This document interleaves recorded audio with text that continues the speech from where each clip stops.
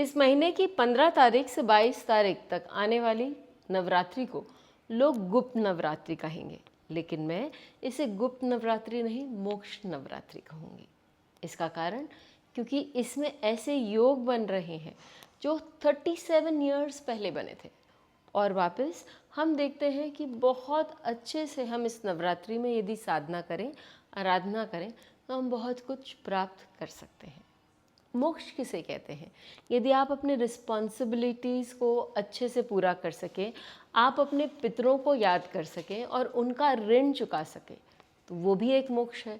यदि आप सिद्धियों को प्राप्त कर सकें, आप नॉलेज गेन कर सकें, आप अपना आत्म साधन प्राप्त कर सकें, तो वो भी एक प्रकार का मोक्ष है।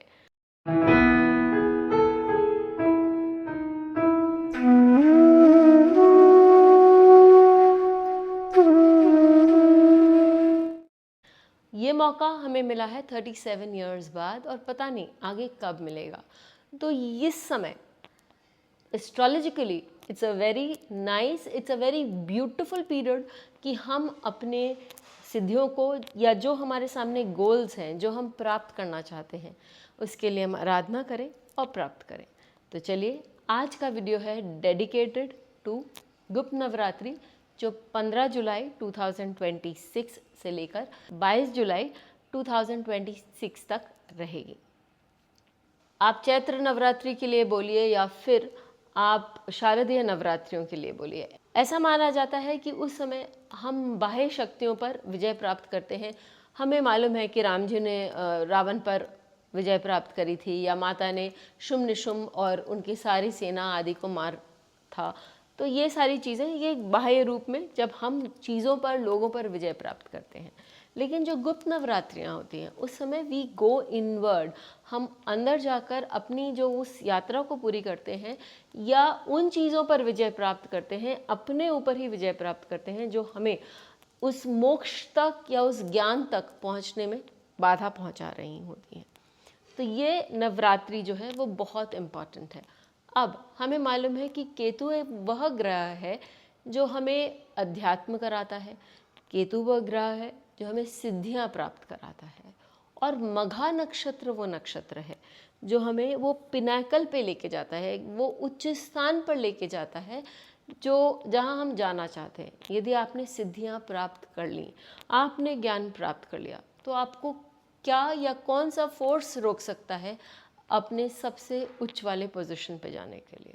सो this is a time to go inward. This is a time जब आप अपनी आराधना में, अपनी पूजा में, अपने पाठ में कहीं शक्ति लाएं और उसको तेज करें, उसको और आगे बढ़ाएं, ताकि आपको सिद्धियां प्राप्त हों जो आपको आगे चल के बहुत काम आए, या जो आपको प्रॉस्परस बनाए, आपको लाइफ में एक ऊंचा प्लेटफॉर्म दें।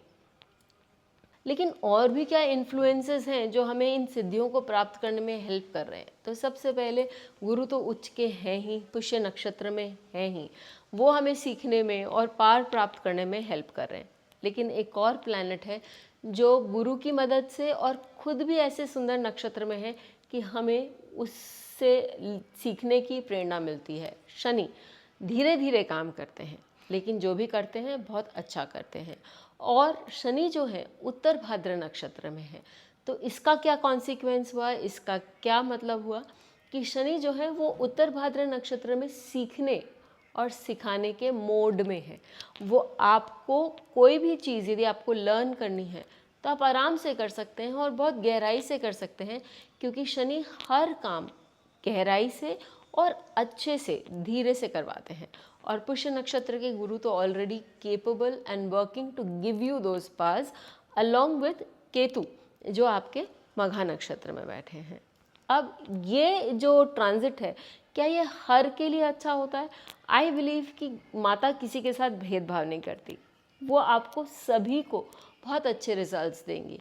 लेकिन कुछ लग्न वालों के लिए, चाहे वो मेष लग्न हो, चाहे वो सिंह लग्न हो, चाहे वो कन्या लग्न हो, चाहे वो धनु लग्न हो, या फिर मैं कहूँगी वृषभ और साथ ही आपका मकर। मेष लग्न वालों के लिए 5th हाउस में आ रहा है। 5th हाउस में जब ये केतु है और नवरात्रि का जब ये सीज़न है, तो वो हम जानते हैं कि वो आपको अपने आप ही प्रोत्साहित करेगा, मोटिवेट करेगा कि भाई जाइए और अपनी मंत्र साधना को तीव्र करिए। और जैसे आप अपनी मंत्र साधना को तीव्र करते हैं, 5th हाउस आपका ज्ञान का भी भाव है और आपके स्किल्स का भी भाव है। तो आप देखिए कि साथ ही साथ आपके ज्ञान और स्किल्स दोनों में वर्धन होता है, मतलब both of them increase in proportion. And then फिर आप 4th हाउस की बात करते हैं, जिसके लिए यदि हो रहा है, यदि वृषभ राशि वालों के लिए बात करें तो आप ये देखेंगे कि वृषभ राशि वालों के लिए ये 4th हाउस में है। 4th हाउस आपको क्या देता है? 4th हाउस आपको कंफर्ट्स, मनी, पीस और साथ ही साथ पब्लिक के साथ जोड़ता है।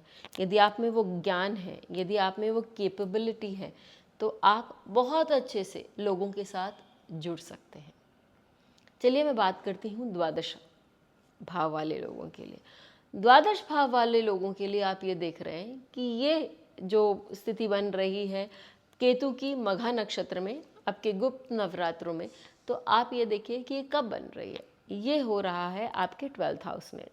12th हाउस आपका पराविद्या है, यानी कि जो आपको डिविनिटी से जोड़ता है, जो आपको डिवाइन पावर्स के साथ जोड़ता है। तो इट्स इम्पॉर्टेंट कि आप इस समय अपनी पूजा, अपनी पाठ, अपना जो मातृभक्ति है, देवी के प्रति जो भक्ति है, उसमें कहीं ना कहीं थोड़ा सा इंक्रीज करें और आप देखेंगे कि आपको जो प्राप्त करना है, जो आपको स्किल्स चाहिए अपने लाइफ में, जो आपको सिद्धियां चाहिए, चाहे वो धन हो, चाहे वो आप कुछ भी हो, आपको कुछ बड़ा बनना है, तो वो सारी चीज़ें आपको अपने आप मिलने लगेंगी। फिर मैं आपको बात करती हूँ नवम भाव के लिए। नवम भाव आपके लक का भाव है। The harder you work the better you get, and ये ट्राइन में आ रहा है। 9-5 का जो ट्राइन है वो बहुत स्ट्रांग होता है। तो आप देखेंगे कि आपके लिए ये मघा नक्षत्र में केतु का गुप्त नवरात्रों में जो ये गोचर हो रहा है, and it is moving very steadily closer to the गणनांत, और वो चाह रहे हैं कि आप जो इस समय प्राप्त कर सकते हैं, जितना लक, जितना पावर आप प्राप्त कर सकते हैं bye your mantra jaap, by your aradhana, by your shaktis, you will see कि it will work beautifully for you. तो आप वहाँ पर अपना ध्यान लगाएं, आप उस समय ऊर्जा को बहुत स्ट्रांगली अंदर फील करें, ताकि आपको वो मंत्र शक्तियों से बहुत लाभ हो। और फिर लास्टली हम बात करते हैं मकर लग्न वालों के लिए। मकर लग्न वालों के लिए अष्टम भाव है। अष्टम भाव तो योग का भाव ही माना जाता है। और योग क्या होता है? योग मीन्स यूनियन। यहाँ हम किस यूनियन की बात कर रहे हैं? एक नेचुरल दिव्य शक्ति और अपनी जो आत्मा है उसकी यूनियन की बात कर रहे हैं। तो इट्स वेरी इंपॉर्टेंट कि आप अपने मंत्रों द्वारा जो आप अपने अंदर शक्ति का जागरण कर रहे हैं, और वो रेसिप्रोकेट आपको नेचर से भी हो रहा है, वो बहुत इंपॉर्टेंट है। I would request you to sit down, to pray, to worship इस पीरियड में, ताकि आप जिस काम के लिए भी बहुत आतुर हैं, जो आप करना चाह रहे हैं, वो आप आराम से कर सकें। क्योंकि बाकी फैक्टर्स, बाकी प्लैनेट्स, दो बड़े इंपॉर्टेंट प्लैनेट्स गुरु और शनि, वो आपको इस काम में आपकी सहायता भी कर रहे हैं। अब आती है बात कि हम किस समय हमें पाठ करना चाहिए।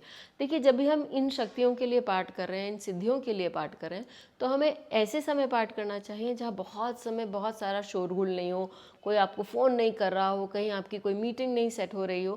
सो it's best to do it during the morning times, early morning times, या शाम के समय जब बहुत सारे लोग आपको, या रात के समय जब बहुत सारे लोग आपको डिस्टर्ब नहीं कर रहे। एक बार आपने सोच लिया कि मुझे इतना पाठ करना है, उस पाठ पे 9 डेज़ के लिए कम से कम स्टिक करके रहें, और टाइम को भी निर्मित, उसी समय पर हम बैठेंगे, उसी समय पर हम पाठ करेंगे। एक कोने में हमने आसन बिछाया और उस पर बैठकर हम पाठ करेंगे। आप देखेंगे कि एक रेगुलरिटी के कारण, एक डिसिप्लिन के कारण आपके अंदर वो शक्तियाँ, वो ऊर्जा धीरे धीरे आगे बढ़ने लगती हैं, and this will help you in the long run. Make full use of the benefit period that is coming ahead for you, और आप देखेंगे कि लाइफ में बहुत सारी चीज़ें स्मूथ होने लगेंगी, सॉल्व होने लगेंगी। I wish you a very happy गुप्त नवरात्रि। फिर मिलेंगे, तब तक के लिए धन्यवाद। बेल आइकन को दबाएं ताकि आपको वीडियोस की अपडेट मिलती रहे। हमारे वीडियोस को लाइक करें, शेयर करें, उन पर कमेंट करें और हमारे चैनल को सब्सक्राइब करना न भूलें।